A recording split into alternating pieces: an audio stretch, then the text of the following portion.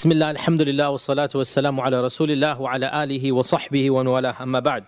So today's lecture is a rather interesting one, and it is one that doesn't have any particular, if you like, general introduction to history. That's simply too much. It's entitled Lessons from History.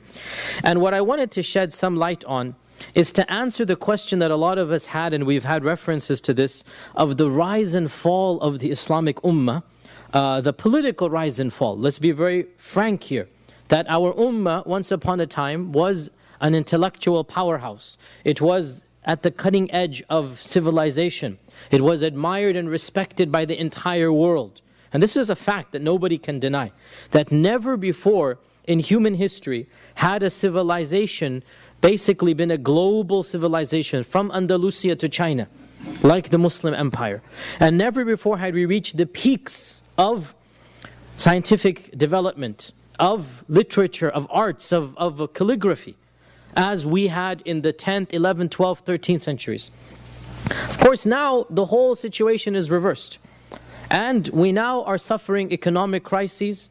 We are at the bottom of the development scale, the human, what is it called, the World Development Index, or the Human Development Index, that ranks the countries that are the most livable and the best. The top 50 countries, there's only 2 or 3 Muslim countries in the 40s and 50s.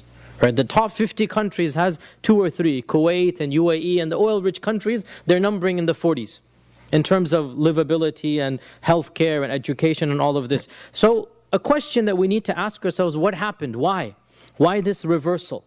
And there's no doubt that this question cannot be answered in one lecture, much less a lecture of an evening. This is a question that has many dissertations, many PhDs, many volumes written. But what I wanted to do was to shed light on one particular aspect and to weave our way through 13 centuries to get a brief introduction of the change of mindset, of how Muslims were and then how they became, through the development of one technology, and that is the technology of paper and eventually the printing press. So just to shed some light about how Muslims were and how they evolved. And no doubt, before we even get to the issue of paper and how Muslims received it, before we even get to there, the question of why the Muslims rose and why they fell can be answered generically with 2 causes, spiritual and worldly. Very generically. They rose to the power that they were because of their iman and because they embraced the modern world and they embraced all that it had to offer. And then they fell because of their lack of iman and also because they failed to keep up with the times, right? In our times, we have 2 groups of intellectuals, usually the religious class on one side and the progressive class or the more academically inclined on the other, and they try to analyze the rise and fall only by one of these 2. So usually when you hear the khatib on the minbar, he's going to say, he's going to quote you the verse, Allah does not change the situation of a people until they change themselves. All we have to do is to be better Muslims. And if we're better Muslims and we have more iman and taqwa and we come to the masjid, we will rise up again. I beg to differ and I say that's one of the 2 causes. Right? On the other extreme, we have those who generally are not religiously inclined. Generally, they're not the ones emphasizing iman and taqwa and tahajjud and salah. And they're saying, we rose because we led the Renaissance and we had the golden age and we discovered the sextant and the globe and the spheres and this and that, and we charted out the skies and we knew this and that. We mapped out the whole world and we discovered America. And so they have this entire intellectual history, right? And the golden age for them is that of Andalusia, where all the cultures mix, scientific achievements were at their zenith. And they say when the Muslims stopped this and they turned their back to civilization, the decline began. And for them, there's no question of iman and taqwa. It doesn't come on the equation. Spirituality has nothing to do with it, right? Now, I again beg to differ with them as well. And the easiest way to differ with them is to point out that the single most successful generation was that of the Sahaba. And the Sahaba conquered more land than any future generation. Yet they were technologically the least in terms of later generations. And they were civilizationally, they hadn't reached that pinnacle as Andalusia had reached. But because of their iman, and also I would add because of their willingness to engage with modernity of their time, with their willingness to adapt, they did manage to go where they went. So these are two generic causes: spirituality and deen and dunya, basically, right? The world and your religion. I don't want to emphasize in today's lecture the religious side. I do that a lot in the khutbahs, and I fully agree that that is the more important. And I fully agree that we need to emphasize our iman and taqwa before we jump to the sciences. I fully agree. I just wanted to point out that it is also true to say that the Muslims' inquisitiveness and the Muslims' embrace of the modernity of their time was an important factor. And eventually their shutting off of this door and their close-mindedness to change became a cause of their failure as well. And we're going to discuss this very briefly, inshaAllah ta'ala, very briefly in a nutshell, discussing the rise, the advent, the proliferation of paper, and then what the Muslims did with that, and then what the Muslims did with the second invention, and that is that of the printing press. So let us begin by talking about paper. What is paper? Paper is a substance without which we cannot imagine our lives. Paper is a substance that we write on, we print on. There is more paper printed today. It is said that if all the paper of the world were to be laid out flat, it would cover the whole world multiple times over. And there's more paper printed today after the age of the internet than before. A lot of people think that the internet is the demise of printing and paper. In fact, the opposite is true. That research has shown that there's more paper printed post-internet than pre-internet. And of course, paper is the single most useful material to write on, far more useful than anything that was used before paper. Paper was invented by the Chinese. It wasn't invented by the Muslims. Around 100 CE.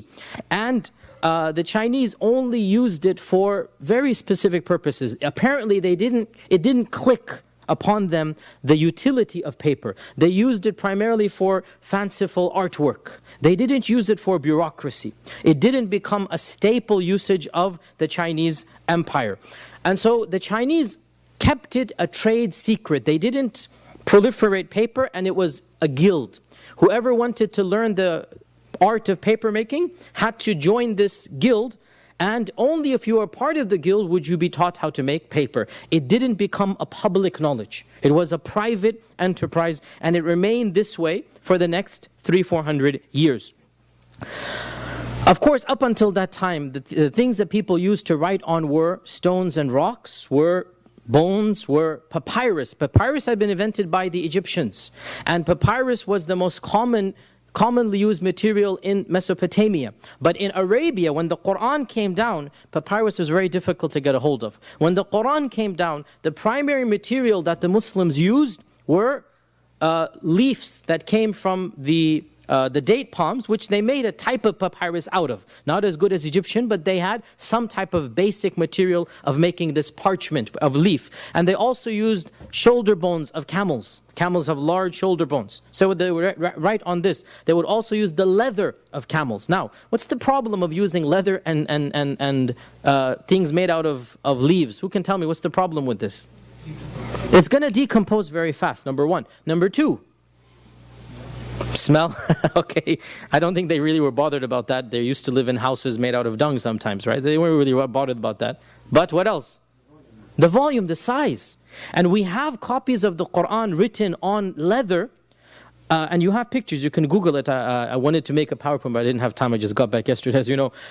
You can Google it. A copy of the Quran written in the first 50 years. It is, and I kid you not, almost as big as this table. That high, this high, and bigger than this table in width, and 3/4 of this table in length.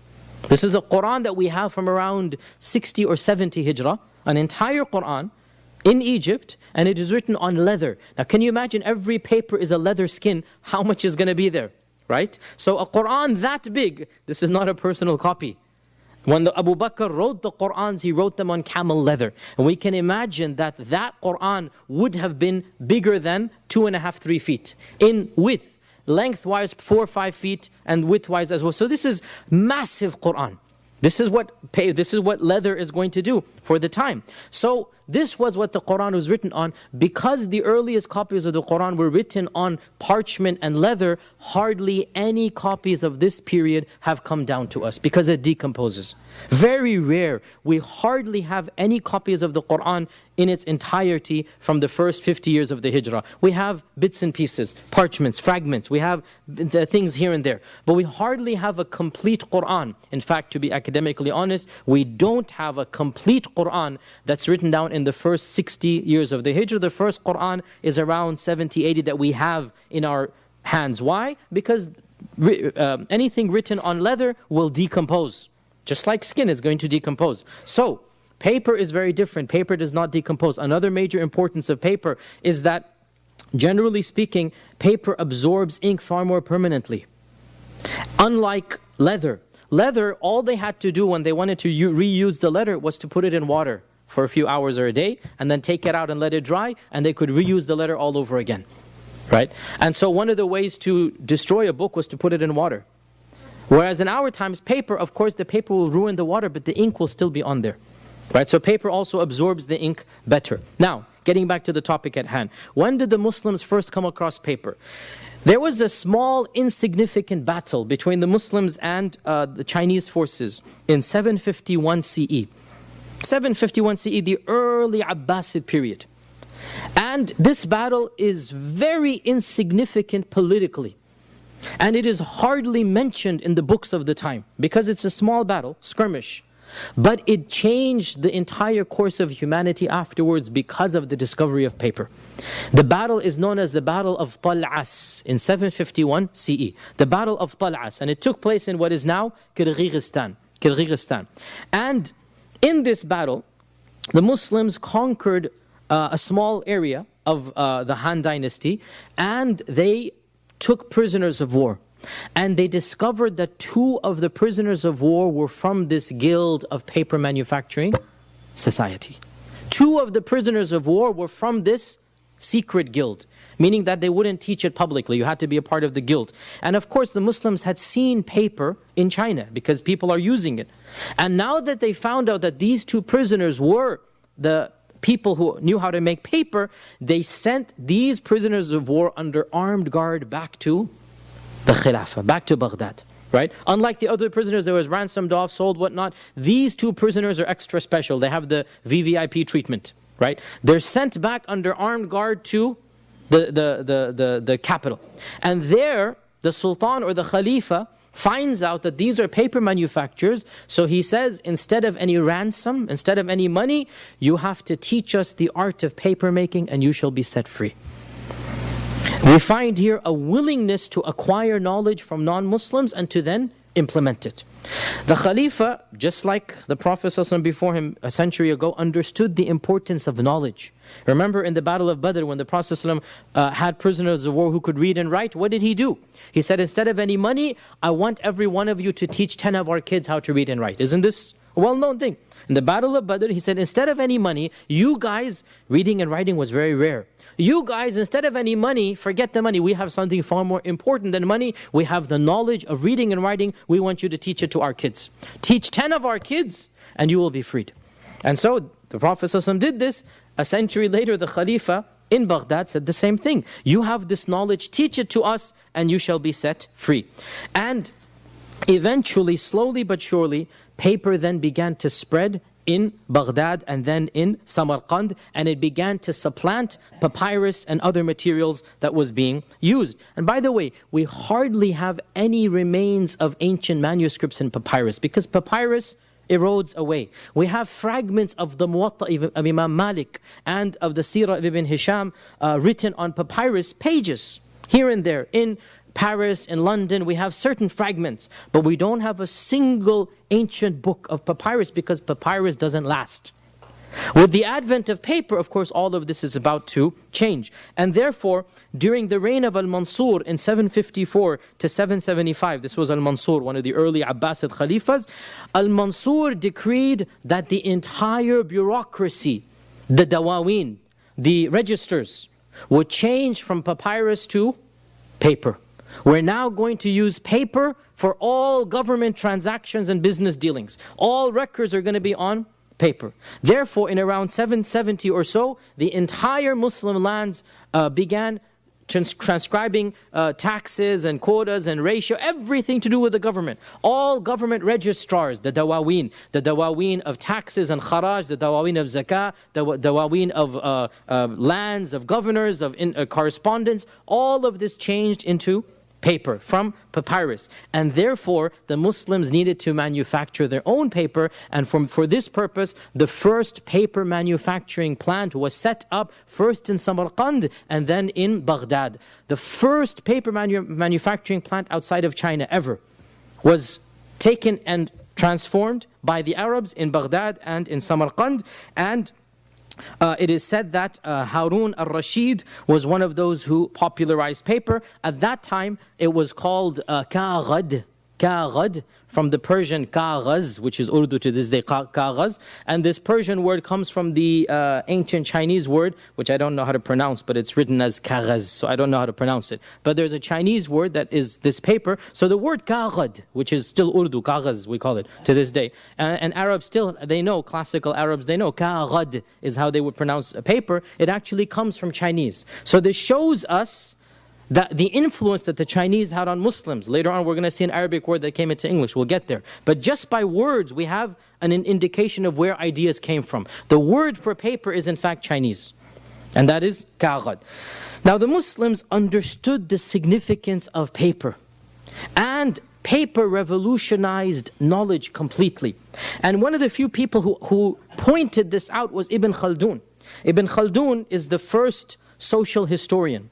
He's the first person to analyze the rise and fall of nations from a sociological perspective. And he is known as the father of sociology even in Western worlds. Ibn Khaldun wrote, this is many hundreds of years later, thus, during the reign of Harun al-Rashid and before him al-Mansur, thus, paper was introduced for government documents and diplomas.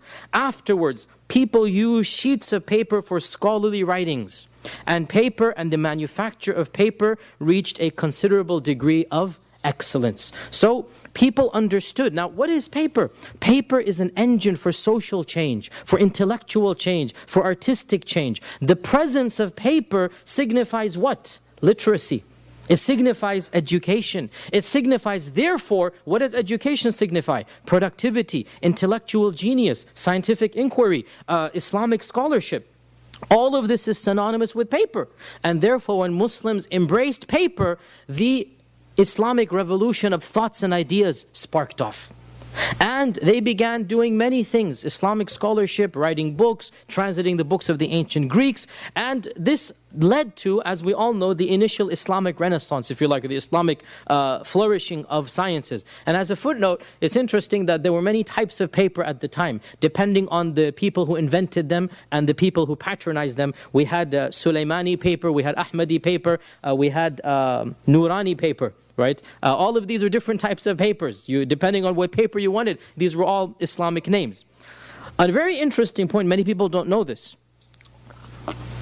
When Muslims acquired paper, the art of making paper, they did two things. Firstly, they developed a new process from the Chinese processes. And I already said they had their own types of paper. Nurani and Ja'fari. There's a Ja'fari paper, I'm not inventing this. There's a Ja'fari paper named after Ja'far, the guy who invented it. And there's different types of paper. Now, they took the technology that the Chinese gave them, and they took paper making to a whole new level. And they made paper, basically proliferated it throughout the entire Islamic lands. The Chinese hadn't done that. The manufacturing was still very primitive, and it was secretive and elitist. The Muslims made it popular in an entire region. That's the first thing they did.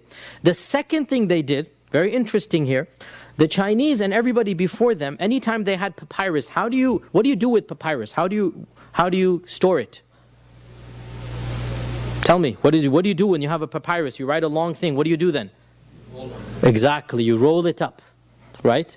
And this was what the Chinese would do with their ancient papers as well, because papyrus automatically rolls up. So they would just roll it up and put it in a box or something. Now paper doesn't roll. So Muslims are now producing a lot of paper, writing books. Therefore the Muslims began stacking sheets of paper together. And they decided to start binding from the side. Never before had paper been bound from the side. And they would sew together what they called, I'm jumping the gun here, what do you call a whole stack of papers? A stack of papers is called a ream. A ream of papers. The word ream comes from the Arabic word. An Arabic word that means bundle. A ream of papers, it comes from, the Arabic word is rizma. So they dropped the zeen and so they made it a ream. The word ream comes from rizma. So they started putting papers stacked together and they started binding the rizma and they started binding it from one side. And then when you have a bound stack of papers from one side, what do you need? You need a cover. So they took what is now cardboard, but back then they used leather or other things. They made a harder thing and they made a binding around the ream. And they had a marker. You know, you still have Qur'ans printed like this, that one side is bound, the other flap of the Qur'an is just simply a triangular curve like this, right? They had a marker that they would use to mark how much they had read. And so basically what I'm trying to say is, the modern notion of a book was developed in Muslim lands when paper flourished. The structure of a book was something that the Muslims developed. And in fact, when they would put this binding and they would have a harder structure on the side of the book, because you know when you have lots of these things stacked up, you don't know what's what. What did they start doing? They started writing the name of the book on the cover, on the binding. Right? And therefore, when you see the modern structure of the book, this is taken completely from the Muslim minds of the 9th and 10th centuries. That this is how they would write their books and bind them together and have a cover and write the cover or write the name of the book on the cover and on the side, so that when you stack all of the books together, in those days they would stack them bottom up, not like in our times. They would stack them bottom up. When you have all the books stacked up, you could see which book is what. And to this day, the structure of the book and putting the name and the binder, all of this has been basically inherited from the Muslim minds of the 8th and 9th centuries. Now, look at now, at this stage, the Muslims their minds are just abuzz, right? They're willing to embrace change. They're embracing a technology that was not theirs, they better it, and then they change the world because of it. And the Western world at this time has no clue what paper is. The Western world is, of course, they're in the dark ages. They can't even read and write at this time, right? The Muslims have reached their pinnacle. As a side point, this is when, of course, the whole scientific inquiry begins in Islamic lands, when Greek works are translated, when achievements in chemistry and physics and in biology and medicine, all of this is occurring simultaneously. And as I said, the medium of paper had a lot to do with that, because without paper, you're not going to have these books that are spreading to all of these Muslim lands. Now, eventually, the Western world is introduced to paper. And it's introduced in 2-3 different ways. One of the first introductions comes during the Crusades. In 1096, there are 9 crusades. The first one of them is when they conquered Jerusalem. And this is one of the first interactions between Europe and the Muslim lands. You have to realize this is before globalization. You know, the average person was at 97, 98% of people who are born they are born and they die in the same city that their parents have been born and died in, and then with those before them. People don't travel in this time. They are within their own little spheres. There's no interaction. The first Crusades was one of the first interactions of Europe with Islam. And that has set the stage for many other interactions, right? When Europe invaded Muslim lands unprovoked, without any reason, and they caused one of the biggest massacres in medieval times, where they killed perhaps 500,000, 750,000 Muslims, men, women, and children in Jerusalem. The streets were flowing with blood. This is the first crusade. In this crusade, a lot of things happened. One of them was the European discovery of paper. When they come across Muslim lands and they acquire all of these things, they see Muslims have books, they have scientific achievements, they have learning, and they have paper. So they bring paper back, but they don't know how to make it. It's exotic, it's fancy, but they don't know how to make it. One of the first times that they figured out how to make it, there's 2 simultaneous regions that were under Muslim land, but they were reconquered by the Western world. The first of these is known to all of you, and that is Spain, Andalusia, right? Andalusia. It's called the Reconquista. The Reconquista is the reconquering. The Reconquista began in 1086. Therefore, it's very similar to the time the first Crusades also began. The Reconquista began in northern Andalusia with the cities of Toledo and other cities. And as they reconquered these Muslim lands, they acquired the technological advancements that the Muslims had done, and therefore, not a coincidence, one of the first paper mills in modern Europe was acquired in northern Andalusia from a city that's not far from Toledo that is called Yativa. It is called Yativa. It's close to the modern city of Murcia. And this is in around 1151. So one of the first paper mills was acquired by the Reconquista, by the army of the Spaniards. When they acquired the Muslim city and they found these libraries and they found paper mills, they didn't have the heart to destroy the paper mills. This is technology. And so they let the paper mills remain, and it is also a historic fact that every time they conquered cities, they forced all the Muslims to leave or they killed them, but they always kept a handful of Muslims, those who knew the trades. They kept some sea builders, they kept some manufacturers, and they kept the paper manufacturers as well, because they didn't know how to make paper. So of the few families that were forced to remain and work under labor, under slave labor conditions, they were spared their lives and their property for a generation. Then they killed them anyway, or they called them to exile. But for a generation or two, a few Muslim families were spared. And of those Muslim professions who were spared were paper manufacturers, because the Christians didn't know how to make paper. This is the first area that was reconquered by Europe, by Christians, and to this day, of course, it is has been lost by the Muslim lands. There is also another area which is not that well known. People don't really think about it, but in some ways it had an even more pronounced effect on Europe, and that is no, not in Europe. Timbuktu is not Europe. On Africa. Anybody? No, that's 1453. We're way beyond. And Muslims conquered Constantinople the other way around. Sicily, very good. Sicily is far more important to Europe because Andalusia is far away. Where is Andalusia and where is the heartland of Europe, right? But Sicily is right next door to, in fact, it is modern Italy. Right? Sicily is a small island, right off of the coast of Italy. And of course, Sicily and Italy have very strong ties, the same language, the same culture. It's basically the same territory. In our times, of course, it is the same political domain. Now, Sicily was under Muslim rule for over 200 years.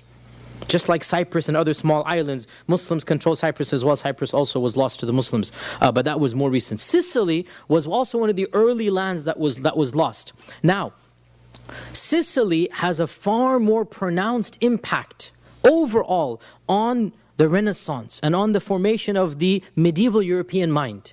Because Roger the First, let me look up the date here. Roger the First in 10, I can't find it in my papers, but 1072, I found it, 1072. In 1072, Roger the First reconquered Sicily from the Muslims. But Roger the First was far more sympathetic than his Spanish counterparts. In fact, he spoke Arabic, he kept many of the ministers, and Roger the First introduced many changes that have a direct impact on the Renaissance, on the formation of the medieval European mind, and of them was also the introduction of paper.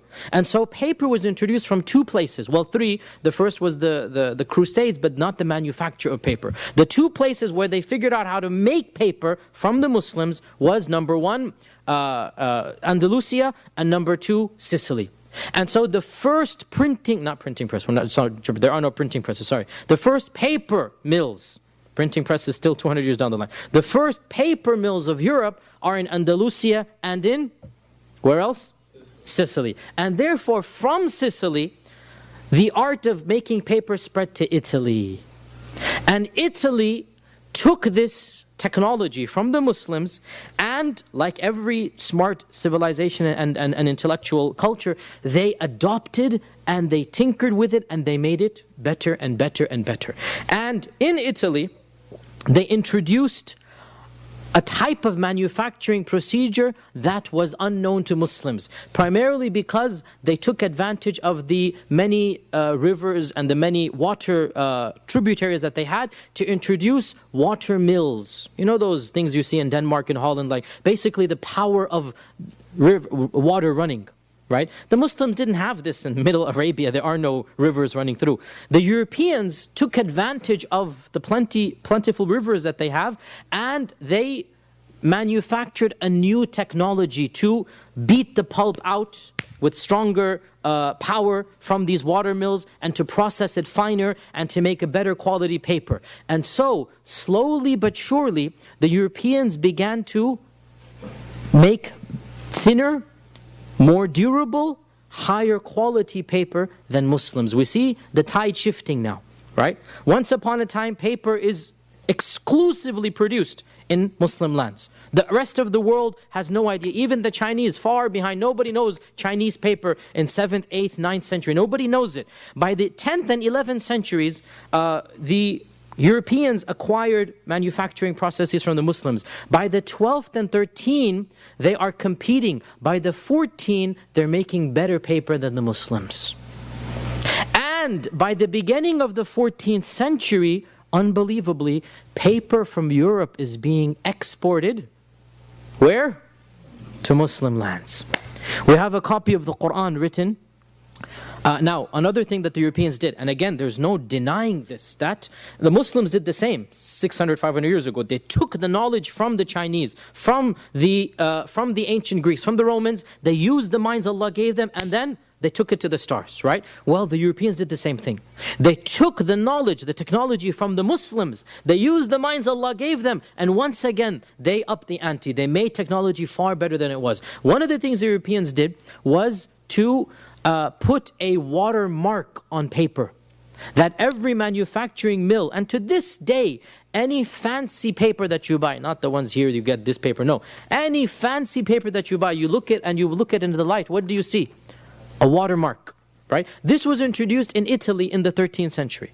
Now, what this means is that any paper produced in Europe after 1300 has a watermark, right? Whereas in Muslims, they didn't do this. Now, because the Europeans had better manufacturing processes, they had better equipment, better plants, and therefore we can track where paper originates from anywhere in Europe, what year, what batch, what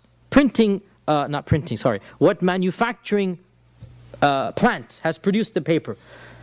By 1400, we find that more and more Islamic books are being written on European paper. And I have seen myself at Yale, Yale has a lot of Islamic manuscripts, and we had a class on manuscripts at Yale, and my professor showed me, like, the first thing you do is you take a manuscript and you took it up in the light and you see the date and the place where the paper was made. Because by 1700, all top quality paper is coming from Europe. And the Muslim paper manufacturing mills have almost collapsed. And this is an indication of what's about to happen now, right? This is an indication of what's about to happen. I said there's a beautiful copy of the Quran written in around 1340 or so, and we still have it in our times. It's in the Nasr Khalidi collection, very famous collection, an entire beautiful calligraphy, and the whole Quran is written on Italian paper. 1340. They wanted to make a very good copy of the Quran, and they want the best paper. What paper do they buy? Italian paper. Because their own Muslim paper plants are not as good. And really the sad, disheartening thing is that the Italians, of course, are hardcore Catholics and Christians, so their watermark, their printing always has a cross in every single stamp. So the Quran is being written, right, on paper that has watermarks full of crosses.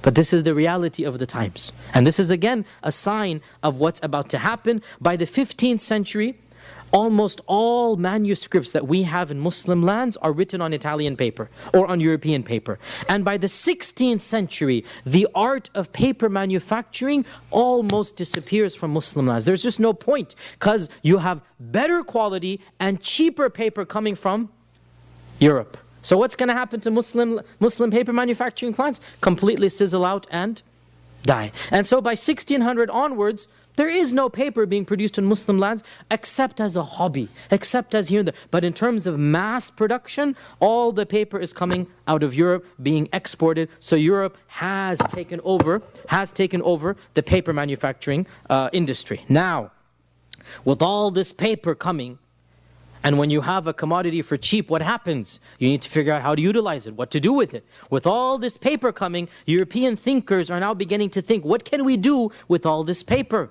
And it is not a coincidence that with the proliferation of paper, Johannes Gutenberg comes along, right?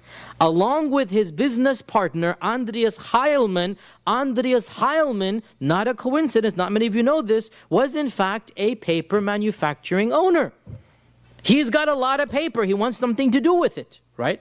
And all of this technology, all this come from the Muslims. So Gutenberg comes along, and he's a genius, no doubt about that. And he begins to think about what to do with this, and what does he come across? What does he invent? The modern printing press, right? Instead of sitting down and writing page by page, Gutenberg said, why don't we reverse the letters on this page, make a stamp out of it, and put all of these little letters reversed on a little block, a square block, right? And then stamp it with ink, take a paper, stamp the paper.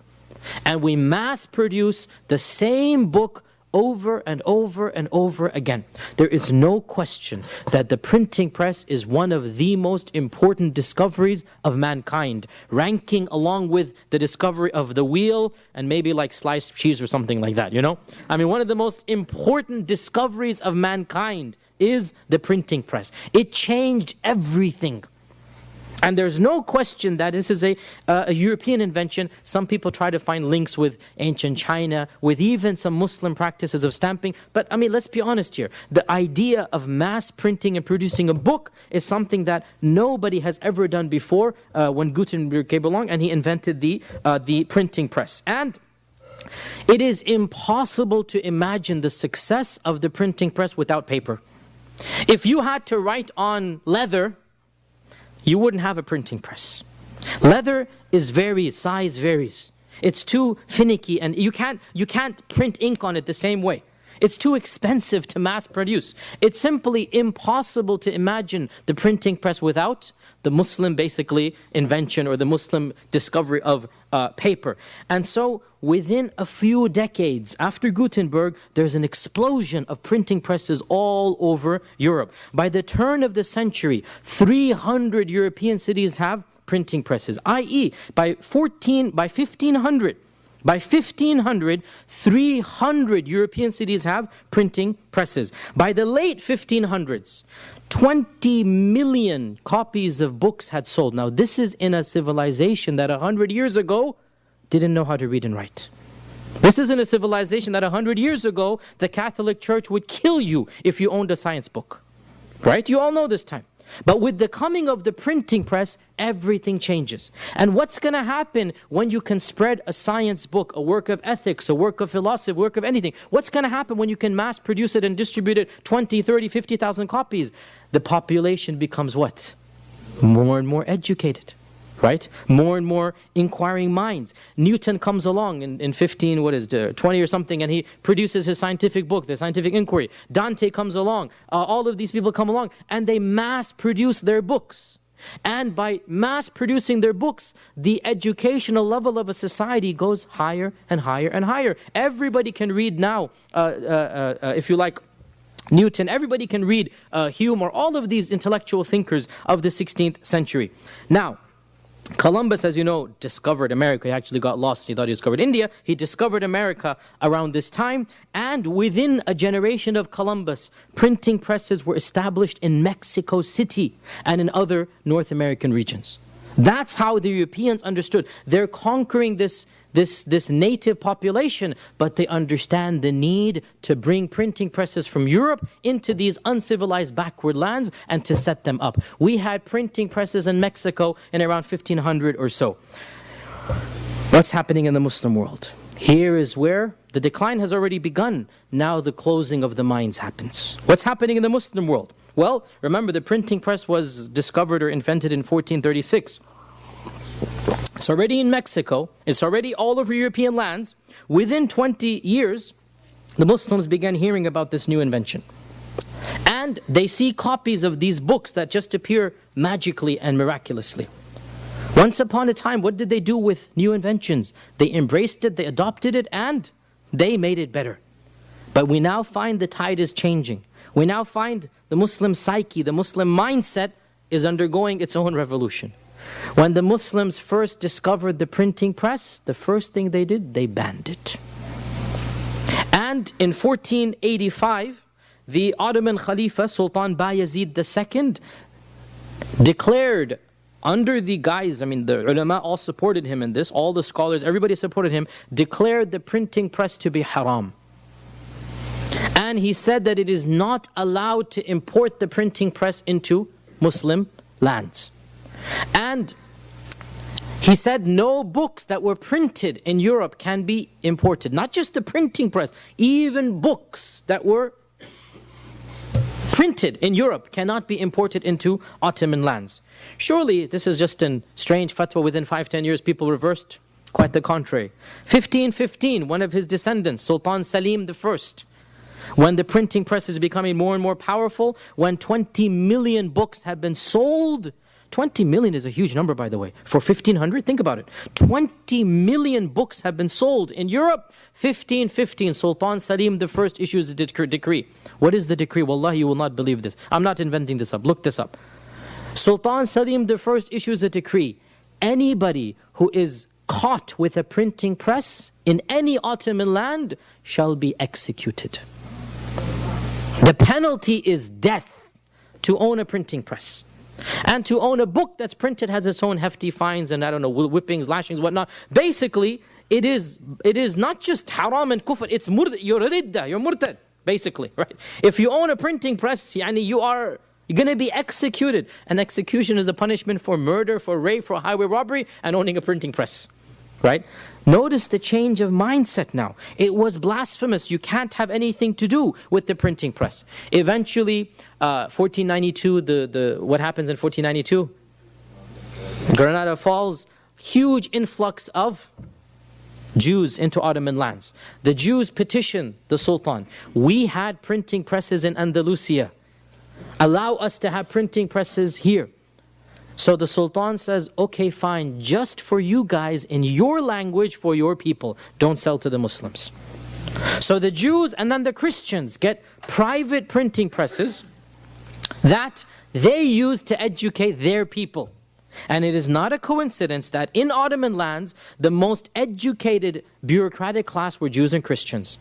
The doctors and engineers were generally Jews and Christians. The physicians were almost always Christians. Right? It's not a coincidence where you have education. This is unlike 500 years ago when Ibn Sina is ruling the world in medicine. Now things are changing now, right? And the average Jew or Christian is way upper middle class because they have the education, they have the scientific background that is being deprived of Muslims. It is because of this ban that the first books printed in Arabic, the first Qur'ans printed, were not printed in Muslim lands. The first Qur'ans ever printed were printed by non-Muslims for non-Muslims. Because the Muslims refused to get involved in printing presses. And the first printed copy of the Qur'an, 1537, Venice, Italy. Venice, once again, Italy. And by the way, Italy is the founder or is the bastion of the Renaissance, mainly because of the Muslim influence on Italy. Right? Dante's Divine Comedy, for those of you who know Western culture, which is really the spark that really sparked the Renaissance, 1327 or so. Dante's Divine Comedy is basically adopted from the Isra wal Mi'raj. The whole concept of going up to the heavens and going down to hell and seeing what's happening. The whole Divine Comedy is an adaptation of a book that it's a modern, everybody knows now, it's a well-known fact that the entire story has come from Muslim folklore and legend.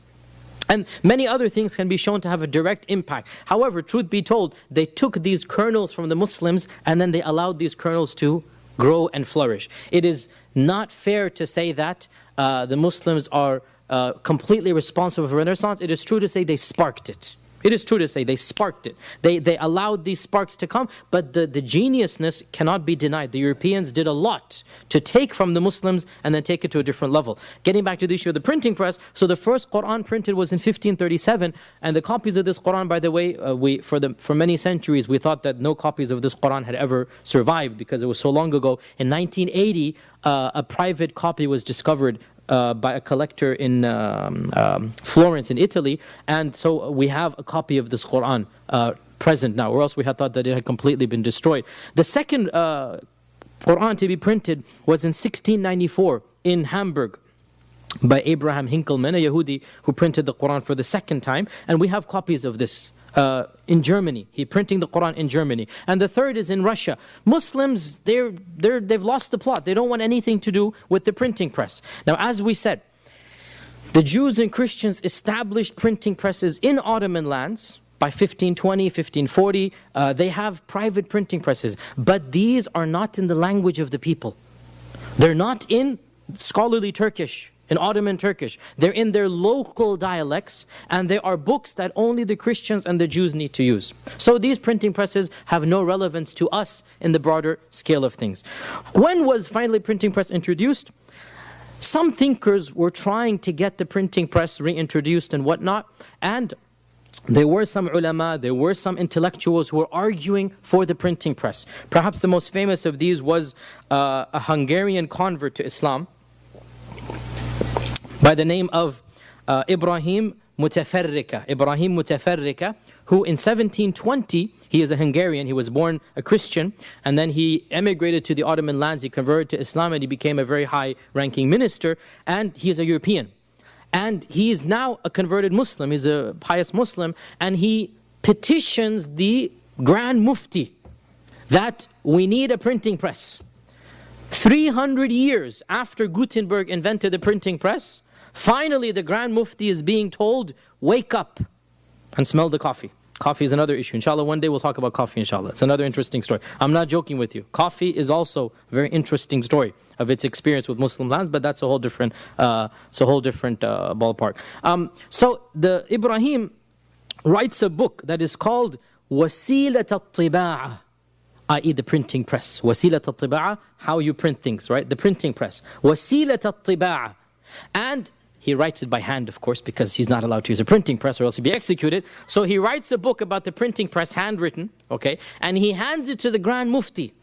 And he argues in this book that one of the reasons why Europe is catching us up, footnote, not catching us up, has already caught us and surpassed us. But in 1720, the Ottomans were still blinded. In 1720, the Ottomans still think we're going to win, right? Later on, it's pretty obvious that around 1600, the decline began. Right? But this is, hindsight is always 20/20. We never know. I mean, this is easy for us to say now. But in 1720, the Ottomans still thought we're going to win, no problem. So Ibrahim Mutafarrika writes this book. He presents it to the Grand Mufti. He says the reason why the Muslims are in decline is because we don't have the printing press. Because we're not educated. Because this, that. So the Sultan, the Grand Mufti agrees. Alhamdulillah, you say Alhamdulillah, takbir. But they put 3 conditions. Condition number 1. Nothing in Arabic. Condition number 2, nothing to do with Islam. You're not allowed to print books of the religion. Print books of medicine, print books of history. No Islamic book of history, no Islamic book of tafsir, no Islamic book of hadith should ever be printed under penalty of death still, right? And condition number 3, government approved list of books. Control is completely in the hands of the government. We don't want anybody to just go and do free inquiry. We need to approve the book, cover to cover, stamp it before you're allowed to print it, right? SubhanAllah, I mean, even with these 3 conditions, at least the first printing presses are established, but these books are not going to change the Islamic psyche because they cannot have anything to do with Islam. But in 1726, a full 300 years after Gutenberg's printing press has been invented, and 300 years from now, right? This is 300 years ago. I mean, to give you an understanding, there was no America in 1726, right? This is when, finally, the printing press is allowed for secular books, not in Arabic, i.e. not in the scholarly language. Remember, Arabic is the language of scholars. Every Turkish citizen knows Arabic. Every Turkish Ottoman citizen knows Arabic as the language of scholarship. You're not allowed to write in language. You're allowed to write in the vernacular, the Turkish vernacular, right? And it cannot be a book about religion. Now, to give you an idea, basically, of what we're talking about, by the time the printing press is introduced to Arab lands, places as far away as Tahiti, much less Mexico City, already have full up and running printing presses, right? There are printing presses in Hawaii, before there are printing presses in Damascus and Cairo. Understand this point, that the Muslim psyche of the time completely shut off the whole notion of there being free printing presses that are printing books of a normal nature. Now, when was this prohibition lifted? SubhanAllah, sadly, it wasn't even done by Muslims. Really sad. 1798, the first blatant act of colonialism occurs. Everybody should know this. What happens? Napoleon invades Egypt. The first act of, this is the beginning of colonialism, right? Why did Napoleon invade Egypt? To this day, people are writing books and theses about this. And of course, this is fundamentally problematic because you never try to rationalize Napoleon. You just assume Napoleon did things without a reason. There's no reason why we can understand why Napoleon would invade Egypt out of nowhere, but that's what he did. Now, when Napoleon invades Egypt, this is the beginning of modernity for the Muslim world. Wallahi, it is amazing to understand. The Mamluk dynasty is still functioning when Napoleon invades. The Mamluks, 700 years old. The Mamluks defeated the Mongols. These are the Mamluks, right? They're still living in that bubble. 700 years later, Napoleon finds people literally trying to oppose his forces, riding horses with bows and arrows. Literally, they have a few old guns, right? But that's it. And there is no question, Napoleon conquers all of Egypt in a week or two. That's a whole different history. We don't want to get there, maybe someday, inshallah. But one of the things Napoleon does, now whatever you want to say about Napoleon, this guy's forward thinking. On the ships that he brought with him to invade Egypt, there is a printing press. Imagine. I mean, just imagine. You're invading a land, but you bring a printing press with you, right? And therefore, when he conquers Egypt, his printing press is established in Egypt, and it becomes, under Napoleon's tutelage, the very first free printing meaning without government conditions, right? First printing press in Muslim lands under Napoleon Bonaparte. Isn't that sad? But that is the reality. That is the reality. So when Napoleon leaves, he is forced to withdraw. Similar, I mean, there's a lot of parallels maybe between modern Iraq and ancient Egypt, in that it's easy to conquer, but once you've conquered, the people don't want you there. You know, Afghanistan, you can conquer, but then what, right? So the people rejected, and Napoleon had to basically sneak out one night and disappear, which is what he did as well. Modern times as well, Iraq, they just had to leave. You can't really do anything with the people who don't want to rule you. When he leaves the printing press there. And so the Muslims of the land break away from the Ottoman Empire. Muhammad Ali Pasha, all you Egyptians know the story from there. One of the reasons why Egypt becomes the pioneer of the Arab and Muslim world, not a coincidence, the printing press. One of the main reasons. And then Muhammad Ali Pasha's modernization is the second main reason. Or you can say the other way around, Muhammad Ali and then the printing press. But the printing press has a lot to do with it. And therefore, the very first Islamic printing press that was established, finally, is in around 1870 or so. And it is called, who knows? Very, very famous, but academic, a Bulaq printing press. I'll tell you. This is the Bulaq printing press in a small village, Bulaq, in Egypt. And to this day, by the way, I mean, as you know, alhamdulillah, I'm a scholar in this field, Islamic field. The best books ever printed Islamically are the Bulaq printing press books. Even though they're old and the typeset is old, but they're the most authentic and scholarly. Why? Because the people in charge were not businessmen. They were actual scholars. And so they edited ancient manuscripts and they made the best editions of Sahih Bukhari, of Fath al-Bari, of Ibn Kathir. This is the Bulaq printing press, right?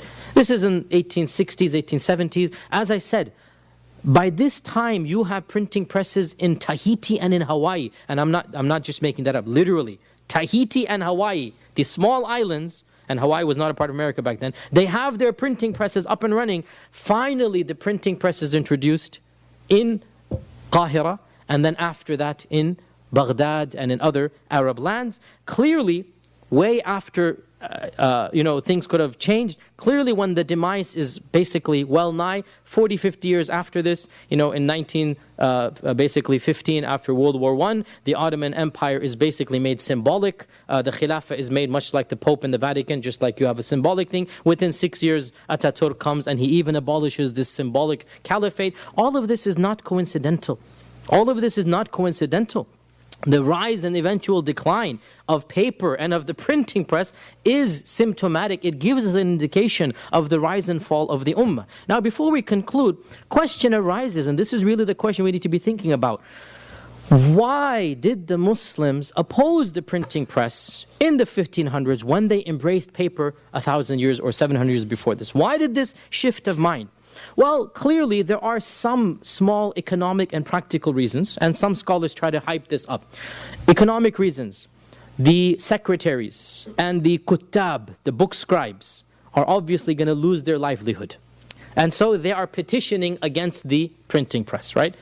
It is also said that Arabic is a complex script, so to have letters that are all merging together, because Gutenberg didn't write in cursive. Gutenberg has block script, right? A, B, C, D, right? In the beginning was the word. The Gutenberg Bible is still, we still have 30 copies of the Gutenberg Bible. The actual Bible that he printed, we still have copies of them. These are individual letters, right? Arabic is not individual letters, right? Arabic has complex joinings and fonts and this and that. And when they finally did invent Arabic printing presses in the 1800s, it is said that they had over 700 different, what do you call these small things? Basically the characters. There's 700 different things. Now, surely that might be a reason, but that's not the main reason. I mean, where there's a will, there's a way. If Muslims wanted the printing press, they would have devised something to figure out this script or do something about this. A main reason why the printing press was opposed was because, number one, it was assumed that this was a technology of the kafirs. And this is a fact. The Muslims became so arrogant and so proud that we rule the world, because they were at the top of the world, that when something came to them from outside of their lands, they said, no, this can't be better than us. We didn't do this, so there's got to be something wrong with this, right? And so they became so deluded by their own accomplishments that they shut themselves off to external accomplishments. There was also another reason, and that was a very scholarly reason, and there's an element of truth to this. The scholars said, ulama, my class, unfortunately I had a big thing to do with this as well. They said, not only is this kafir, okay, we all hear this as well. I'm purposely being mockful here because this is exactly what we hear to this day, right? The ways of the kuffars and dressing like the kuffar and imitating the kuffar. We still have this type of psyche left. But not only this, but we have another reason the scholars said. The scholars said, now this has a kernel of truth. They said, if we were to open printing press, we will dilute Islamic scholarship. How? Everybody will start reading. And you will have, let me be modern now, Mufti Wikipedia and Sheikh Google. You see where we're coming here now, right?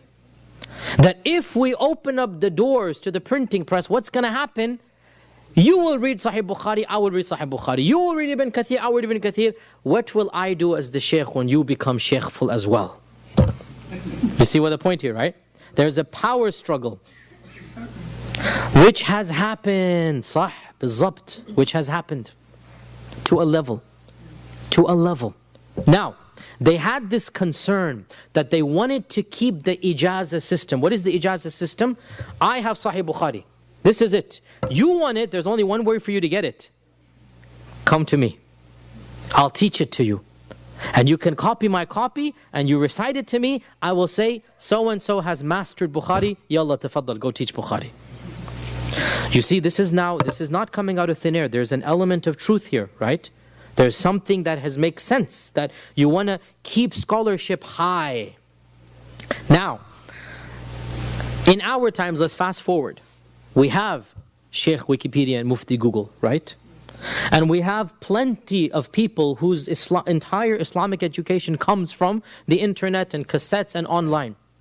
Let me be frank with you.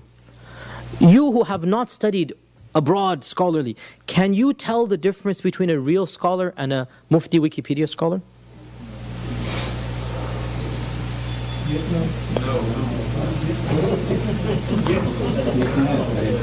Dr. Bashar, what do you say? Be honest with me. Yes, of course. Yes, you can. Now, perhaps some people cannot, and I understand, yes. Perhaps some people cannot. But somebody who has even a basic knowledge can instantaneously tell the difference between a quack and a real alim. Common sense, looking at some signs here and there, right? I'm not a doctor, I've said this a million times. I'm not a doctor, but wallahi, if somebody comes and gives me some fancy schmancy cure, I have some intelligence, right? I can tell a real doctor from, a person who's a quack. It's something that requires a little bit of common sense, a little bit of knowledge of what medicine is. It is difficult for many, but it's not impossible. My point here, I know it's getting late, inshallah, 5 more minutes. My point here, if the scholars had adopted the printing press, and they had included and incorporated it into their system, they could have had their cake and eaten it too. They could have incorporated the best of both worlds, and they could have taken this and then made sure that some new system is done. But by shutting themselves off completely, what happened?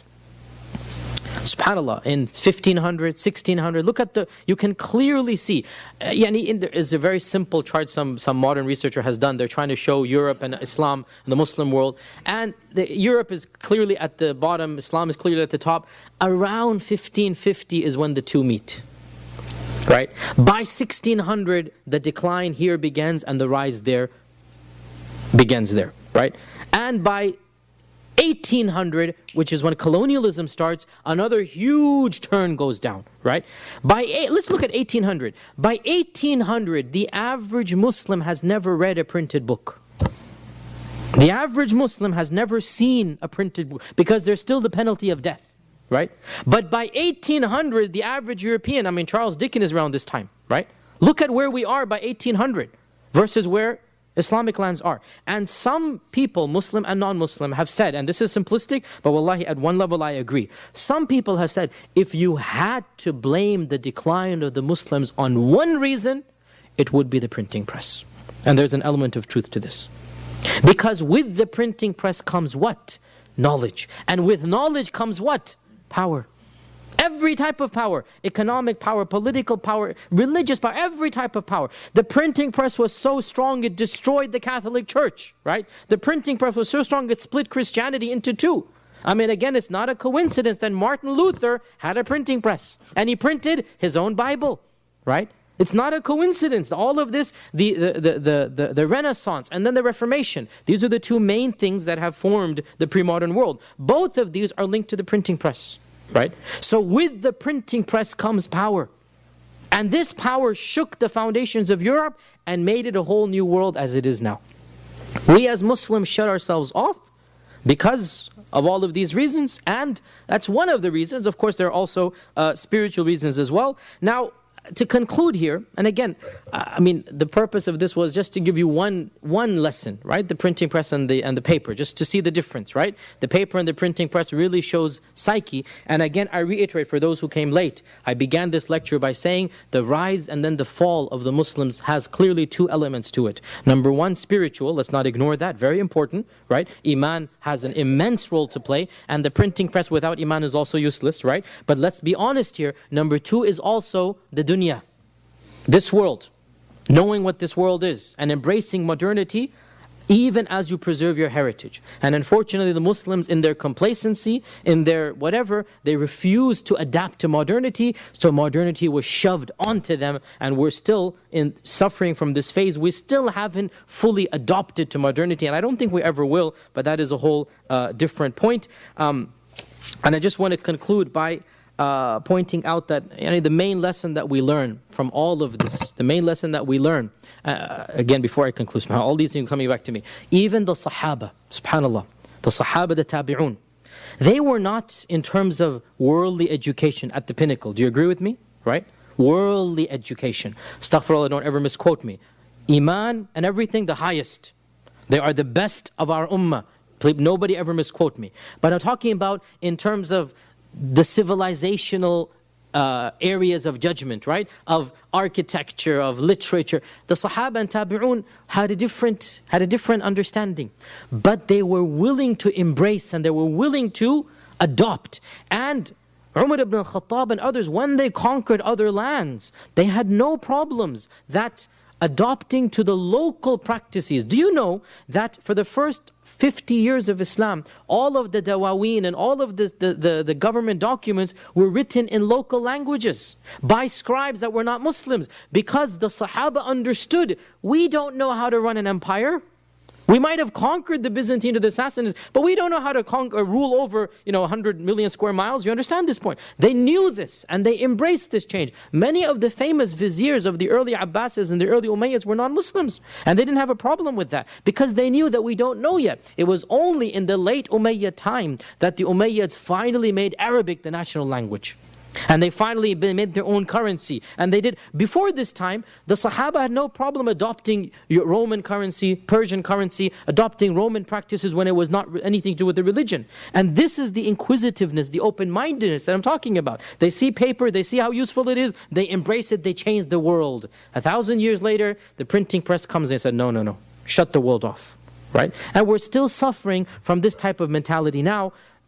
Alhamdulillah, things are changing. Muslim mindsets are now becoming more open-minded. But we have two extremes. Once again, we have these two extremes, going back to the beginning as well. The first extreme is to be so narrow-minded in the religion as to avoid any type of change whatsoever. Whatever inna wajadna aba'na ala ummatin wa inna ala atharihim muqtad. Whatever our father and grandfather did, that is Islam with a capital I. And you all know of these types of people. You all know of these types of fatwas, right? To this day, there are mosques in North America that do not allow women in their prayer spaces, correct? Because mosques back home don't have women. To this day, there are mosques in North America where the khutbah is given in some type of broken pseudo-Arabic that nobody in the audience understands. Why? Because we found our forefathers doing this, we're not going to change. Even if nobody understands, we're going to take a book and read this khutbah, and I don't care if nobody understands. Isn't this true? Right? You all know, and this is true, it's not a myth. When the microphone was introduced, they said, we're not going to have the microphone in the masjid. You know, this is true. When the radio and television was introduced, this is all evil, we're not going to have it. Right? Well known. But you cannot fight world changes. You need to embrace them. So we have that ossified type of mindset. We're not going to change anything of the religion. Everything is the same. Pass it down. It's true we have the opposite extreme as well. And this is the extreme, they call themselves progressives, right? Everything goes. Whatever public society says should also be a part of Islam. No gender segregation at all, same-sex marriages, this, whatever is popular should also be made into Islam. These are two extremes, right? As usual, the truth is in the middle. And this is no doubt a difficult field. And it requires scholarship and an open-mindedness.